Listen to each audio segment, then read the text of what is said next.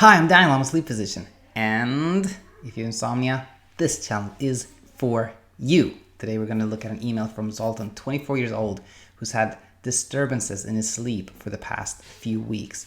We're going to look at some specific examples of what he could be doing to sleep better, but most importantly, how to use a non-engagement strategy to avoid ever developing chronic insomnia. Hi there. Good morning, good night, good evening. Hope you're doing good wherever you are, whatever time zone you are in. And if you're new to the channel, a big welcome to you, of course. As I mentioned, we're going to jump right into an email from Zoltan here. As I sometimes like to point out, nothing here is medical advice, but I like to, of course, share thoughts and general advice that I hope will be helpful to Zoltan and anybody else that's tuning in. Let me put on these glasses and let's read it. So 13 hours ago, of course, this email came in. Hi, Daniel. My name is Zoltan. I'm 24 years old and I have been dealing with some periodic insomnia and I'd like your thoughts. So for most of my life, I went to bed around 11 or 12 at night and I would only wake up usually once to use the bathroom, then I go back to sleep just fine. But 2 weeks ago, I had difficulty falling asleep until 3 or 4 a.m. That disappeared. And I decided maybe I should try sleeping early around 8 p.m., sometimes 9 p.m. And I would wake up around 7 or 8 a.m.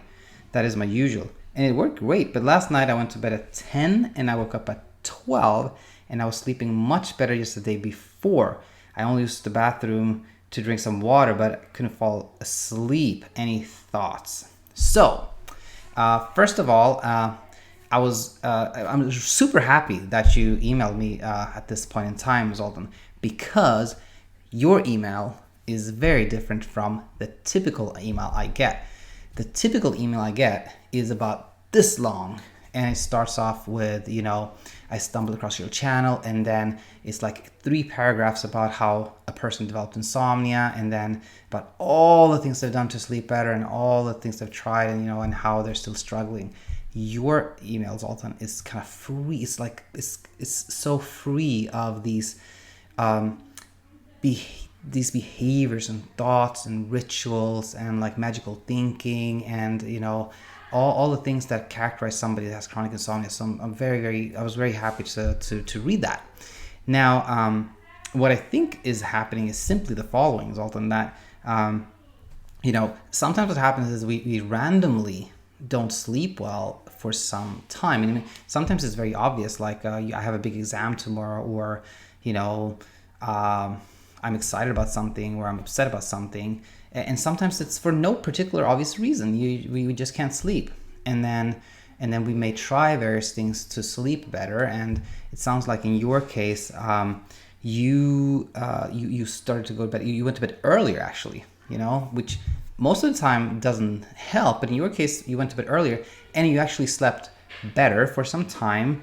But then, I think it was yesterday, you only slept from like 10 to 12 and then had trouble sleeping. So what I think is simply happening is almost like math, meaning you, sounds like you typically slept maybe like 7 hours or so. So you probably need about 7 hours of sleep. And then you had some trouble sleeping, you went to bed earlier, and then I think what happened is maybe you went to bed earlier and A, you were maybe a little bit sleep deprived, you hadn't slept so good, so you needed sleep. B, by going to bed earlier, you kind of changed something in a way that gave you more confidence. You were really calm and confident and you slept good for a whole night, but then you kind of depleted your sleep drive, you slept a lot, and then the next night you didn't really need sleep that much. So I think it's all about sleep drive, like you don't need so much sleep one night and then you slept more, and etc. Like kind of simple things like that.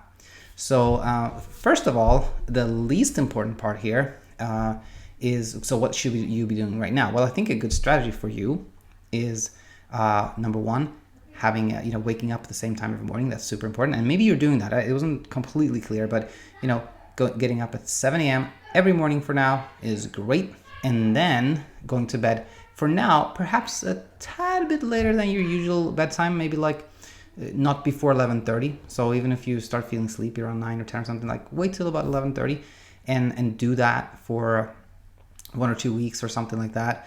And as soon as you're starting to feel like, yeah, I'm sleeping pretty good, then do nothing. Like just go back to how it was before. Just like sleep whenever you feel sleepy, do whatever you need to do during the day, be happy, be active, and don't worry about sleep at all. That is number one. Number two, here's what I think is really important.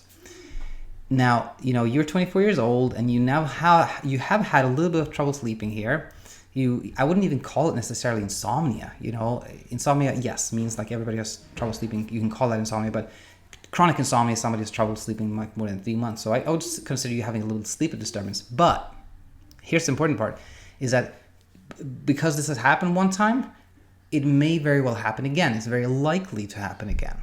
And here's what is so important. Next time, something happens that throws off your sleep schedule. Let's say you for some reason have an off night and you don't sleep at all, and then it happens the second night.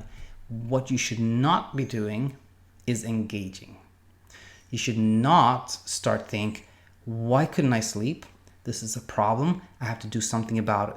I'm now going to do this and see how it works. And I'm going to try that and do that. No, even if you have a stretch of several nights in the future where you don't sleep good, try to do nothing. Try to just like pretend it's raining and just get up and get out of bed at the same time. Be active. Don't change anything. By doing that, you are never, ever in your whole life going to develop chronic insomnia. I hope this was, helpful to Zoltan, and I truly, truly believe this. So if you have any questions, please send them to me. And I'll say this jokingly, of course, Zoltan, but I hope never to hear from you. Okay? But of course, if you need me, I am here. So anybody has a comment, question, leave comments or send me an email, daniel@insomniainsight.co. And I'll see you back soon. Until then, bye-bye.